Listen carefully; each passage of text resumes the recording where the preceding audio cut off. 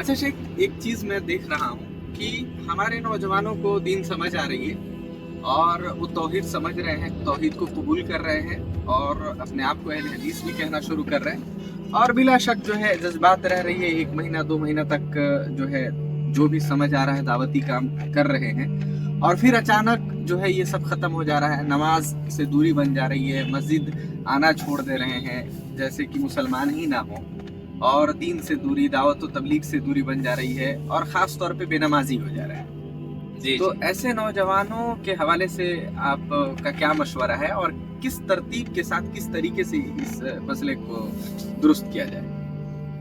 देखिए, उसूल दावत में से यह है कि जहाँ पर शिर्क का गलगला हो, शिर्क का माहौल हो, वहाँ पर सिर्फ तौहीद की दावत हो। जी नबी सल्लल्लाहु अलैहि वसल्लम मुआद बिन जबल रज़ी अल्लाह तआला अन्हु को यमन की तरफ भेज रहे हैं, तो आप कह रहे हैं कि आप अहले किताब की तरफ जा रहे हो जहाँ पर शिर्क क्या है, आम हो चुका है और आम है, जिनमें शिर्क आम है। तो फदउहुम इला शहादति अल्ला इलाहा इल्लल्लाह व अन्नी रसूलुल्लाह कि मुआद उन्हें सबसे पहले तौहीद की दावत देना, इस बात की दावत देना कि अल्लाह के अलावा कोई इबादत के लायक नहीं और मैं यानी मोहम्मद सल्लल्लाहु अलैहि वसल्लम अल्लाह के रसूल हैं। सही। ये है कि जहाँ पर शिर्क का माहौल हो और उसके अलावा बहुत सारी बुराइयां हो, तो दावत कैसे दें और किस चीज की दें? सबसे पहले दावत तौहीद की दें आप। ठीक है। लेकिन जहाँ पर तौहीद एक हद तक ठीक ठाक हो, तो उसके बाद से जो दूसरी अहम चीज है वो क्या है? नमाज है। फ़इनहुम अताऊ लिज़ालिक, मुआद अगर वो लोग मान लें, इताअत कर लें, तौहीद के इकरारी हो जाए, तो आप उन्हें बताइएगा कि अन्नल्लाह अफ्तरज़ अलैहिम खम्स सलवातिन फी कुल्लि यौमिन व लैला, कि अल्लाह तबारक व तआला ने दिन और रात में 5 वक्त की नमाजों को फर्ज किया है।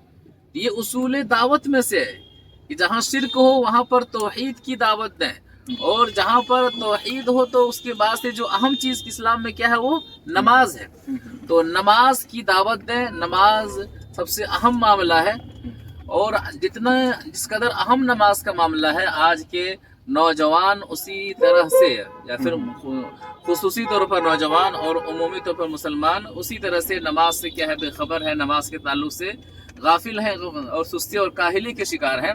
जबकि नमाज इस्लाम के अरकान में से अहम रुकन है। नबी सल्लल्लाहु अलैहि वसल्लम का फरमान है कि इन्नल अहदल लज़ी बैनना व बैनहुम तर्कुस सलाह, कि जिसने कि हमारे और कुफार के दरमियान, मुनाफिकीन के दरमियान जो फर्क करने वाली चीज है वो क्या है? नमाज है।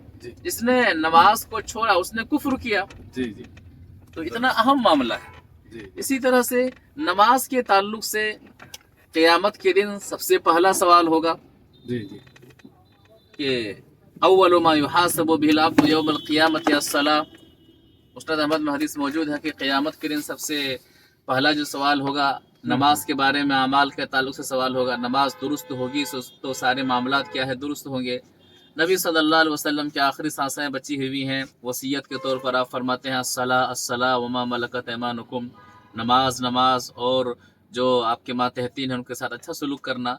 तो नमाज क्या वजह है इस्लाम में नमाज की इतनी अहमियत है? बहुत सारे असबाब में से एक अहम सबब यह है कि जहाँ बहुत सारी बुराइयां हों और बेनमाजी हों, तो वहाँ तौहीद के बाद लोगों को नमाज की तरफ दावत दी जाए। उसके फ़ायदे में से एक अहम फ़ायदा यह है कि नमाज ये एहसास दिलाती है कि आप गलत कर रहे हो। नमाज ये एहसास दिलाती है कि शराब का पीना हराम है। नमाज एहसास दिलाती है कि जुआ खेलना हराम है। नमाज ये एहसास दिलाती है कि माँ बाप के हुकूक को ना अदा करना हराम है। नमाज ये एहसास दिलाती है कि बदअखलाकी हराम है। नमाज ये एहसास दिलाती है कि मरना है, अल्लाह तबारक व तआला के यहाँ हिसाब व किताब देना है। इसीलिए कुरान कहता है सूरह अनकबूत में कि इन्नस्सलाता तन्हा अनिल फहशाइ वल मुनकर, कि बेशक नमाज फहश कामों से रोकती है और बुरे कामों से, बिदात व खुराफात से रोकती है।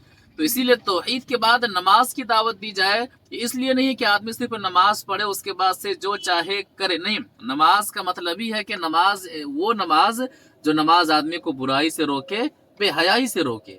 यही वजह है कि माशरे व समाज के अंदर जहाँ बहुत सारी बुराइयां पनप रही हैं और लोग बुराई को बुराई नहीं समझ रहे, भी एक अहम मसला है कि बुराई को बुराई नहीं समझ रहे हैं। और बाज ऐसे भी हैं जो नमाज पढ़ते हैं लेकिन बुराइयों में कमी नहीं आ रही है, तो असल वो नमाज नहीं पढ़ रहा है जो नमाज शरीयत को मतलूब है। जी बेशक। तो نوجوان حضرات کو چاہیے خاص کر کے کہ نوجوان کے نمازوں کی خاص پابندی کریں. نماز کے بغیر کوئی شخص سلفی العقیدہ ہو، یہ سلف میں ایسا ممکن نہیں رہا ہے کہ آدمی بے نمازی ہو اور وہ صحابہ سے محبت کرنے والا ہو، آدمی بے نمازی ہو اور نبی صلی اللہ علیہ وسلم سے محبت کرنے والا ہو، آدمی بے نمازی ہو اور اپنے آپ کو اہل الحدیث کہلائے. سلف میں اس طرح کے جملے کیا ہے منقول نہیں ہے. تو یہ لوگ دھوکے میں ہیں جو توحید کا دعویٰ تو کرتے ہیں لیکن نمازوں سے دور ہیں. بلکہ نماز نہ پڑھنا یہ توحید کی کمزوری کی نشانی ہے. توحید کی کمزوری کی نشانی ہے کہ نماز سے بندہ دور ہے، اس کے مطلب توحید مضبوط نہیں ہے. توحید کی مضبوطی کی نشانی اور علامت یہ ہے کہ آدمی اعمال میں کیا ہے پختہ رہے، اور خاص کر کے نماز سے بے انتہا وہ محبت کرنے والا ہو. یہاں تک کہ اسلام کہتا ہے کہ بیمار ہو کھڑے ہو کے نہیں پڑھ سکتے ہیں، بیٹھ کے پڑھیے، بیٹھ کے نہیں پڑھ سکتے ہیں لیٹ کے پڑھیے، اشارے سے پڑھیے، تک ہوش میں ہے نماز معاف نہیں ہے.